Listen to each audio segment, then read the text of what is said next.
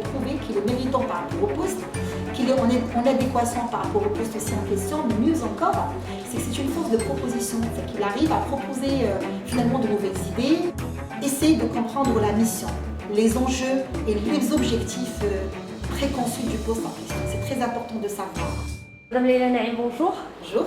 Je vous remercie d'avoir accepté notre invitation aujourd'hui. Je vous remercie aussi. Alors aujourd'hui, vous allez nous parler d'un concept, il s'agit de la période probatoire. Tout à fait. Donc là, ma première question, c'est quelle est l'attitude à adopter durant cette période en entreprise? Très bien. Alors donc avant de commencer un peu à parler de l'attitude adoptée pendant cette période en entreprise, j'aimerais quand même expliquer ce que c'est qu'une période probatoire. Alors donc il y a comme une différence à mettre entre la période d'essai et la période probatoire. La période d'essai, c'est quand on a un candidat externe à l'entreprise qui postule pour être embauché dans l'entreprise et après avoir passé favorablement les entretiens d'embauche, il a été admis et là il passe par un stage pré-embauche, donc une période d'essai, afin bien sûr, on va dire, de s'habituer ou plutôt de s'adapter au nouveau poste. La période probatoire, c'est en interne, c'est quand on a un salarié en interne, un collaborateur interne, et que le supérieur hiérarchique, il a jugé opportun de le faire changer de poste. Et donc, on va le mettre sur un autre poste. Et puis, il va passer par une période probatoire afin, bien sûr, de valider l'adéquation du candidat en question au poste en question. Et donc, c'est ça, finalement, la période probatoire. Maintenant, à la question, quelle attitude adoptée par le candidat quand il est dans la période probatoire, je réponds. L'objectif qu'a le candidat pendant cette période est bien évidemment de pouvoir, c'est d'arriver à intégrer l'équipe, la nouvelle équipe avec laquelle il travaille aujourd'hui, mais également, on va dire, les nouvelles missions inhérentes au poste en question. Alors, je commencerai par l'équipe. Par l'équipe, c'est simple. Il s'agit de fournir l'effort de la part du candidat, d'adopter les us et les coutumes de la nouvelle équipe, de partager leur manière et leur façon de parler, leur façon de communiquer, leur culture, on va dire la culture de l'équipe et du groupe en question. Bref, carrément d'intégrer un peu cet esprit d'équipe dans lequel l'équipe elle a toujours travaillé, elle a toujours fonctionné depuis très longtemps. Et puis pourquoi pas carrément donc tisser un lien, si un peu vous permettez l'expression, tisser un lien d'appartenance avec l'équipe en question. C'est très important. Faire partie un peu de ce tissu général de l'équipe, voilà, qui a toujours fonctionné, qui continue à fonctionner. Voilà. Deuxième attitude, c'est par rapport aux missions du poste. C'est-à-dire que le nouveau candidat, il se doit déjà d'observer, de poser les questions qu'il faut, voilà, d'essayer un peu de comprendre et sa tâche, et les missions inhérentes au poste, et ce que font chacun de ses collègues, et puis aussi d'essayer un peu aussi d'adhérer à la chaîne finalement de valeur dans le poste en question. Donc le travail commence où, passe par qui pour aboutir où éventuellement. Il se retrouve où finalement dans cette chaîne-là, et puis qu'est-ce qu'il a à faire, qu'est-ce qu'il n'a pas à faire, que fait le collègue, que fait lui, qu'est-ce qu'il a à complémenter, qu'est-ce qu'il n'a pas à faire, etc. Il a aussi pendant cette période aussi à surtout faire preuve de force de proposition, c'est très important. Parce qu'on a un nouveau maillon qui intègre la chaîne, c'est extraordinaire, c'est intéressant, mais il doit aussi ramener du nouveau. Donc par rapport à l'équipe déjà, donc ça va faire de nouvelles compétences, de nouvelles aptitudes, de nouvelles façons de voir les choses, de nouvelles manières, ça va bien sûr intéresser l'équipe. Ils vont un peu sentir qu'ils apprennent beaucoup avec lui, mais également le poste, il se doit bien sûr aussi de prouver qu'il est méritant par rapport au poste, qu'il est en adéquation par rapport au poste aussi en question, mais mieux encore, c'est que c'est une force de proposition, c'est qu'il arrive à proposer finalement de nouvelles idées, de nouvelles façons de faire, de nouvelles manières de penser dans le poste en question, et puis voilà, donc il a une valeur ajoutée à apporter à l'équipe en tant qu'entité socio-psychologique, mais également au poste en tant bien sûr que configuration socio-économique, c'est très important. Madame Naïm, quelles sont donc les erreurs à éviter durant cette période? Très bien. Alors, les erreurs à éviter, c'est justement toutes les erreurs qui vont faire que le candidat ne va pas réussir à intégrer le poste et ou l'équipe. Alors, je commencerai par le poste. Donc, c'est que, bien sûr, que le candidat ne fournisse aucun effort pour s'intégrer et s'adapter à la nouvelle mission, absolument aucun.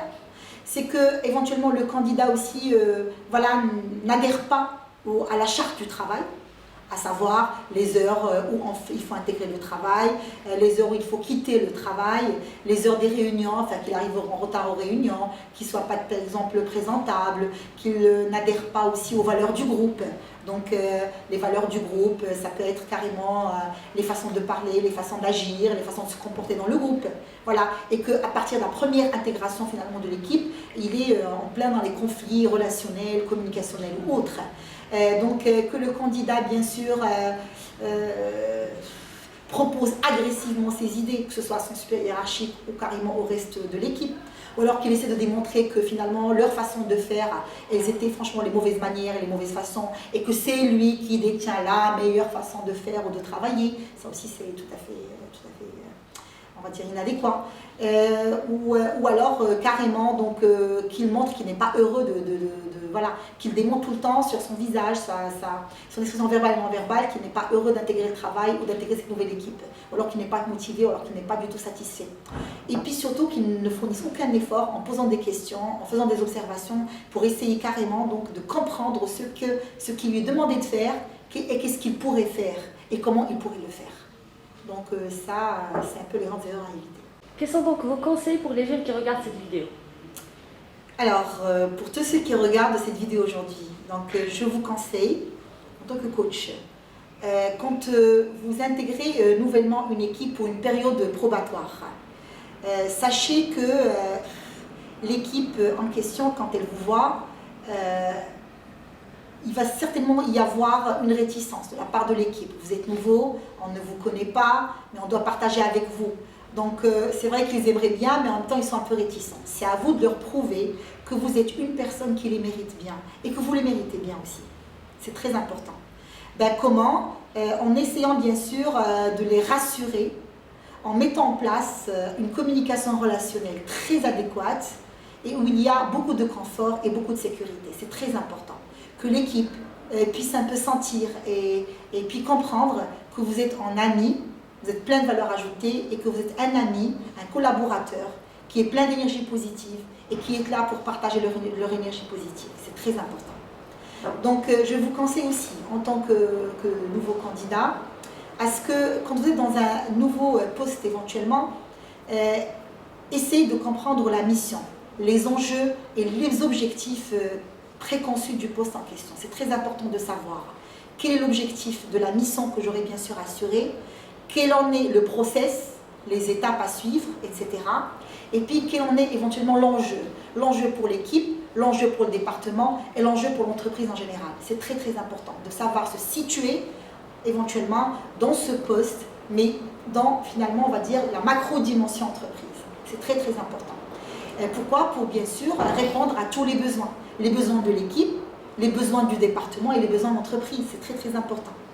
Et puis, je conseille aussi à tous les candidats en période probatoire de ne pas hésiter à poser des questions, de ne pas hésiter à consulter les coéquipiers ou consulter le chef hiérarchique, faire des observations, poser des questions, essayer de comprendre, parrainer finalement aussi la nouvelle mission, essayer de partager le jargon, les rituels qui sont dans l'équipe, les rituels du travail, les rituels de communication et puis les rituels aussi comportementaux dans l'entreprise, enfin dans l'équipe en question. Je leur conseille de faire une grande investigation, de ne pas avoir honte à dire je ne comprends pas, de ne pas avoir honte à dire je n'y arrive pas, de ne pas avoir honte à demander l'aide de la personne qui est à côté ou carrément son supérieur hiérarchique, de ne pas avoir honte de demander carrément un parrainage, pourquoi pas, ou alors un coaching particulier d'un ancien ou d'un expert dans l'équipe, pourquoi pas.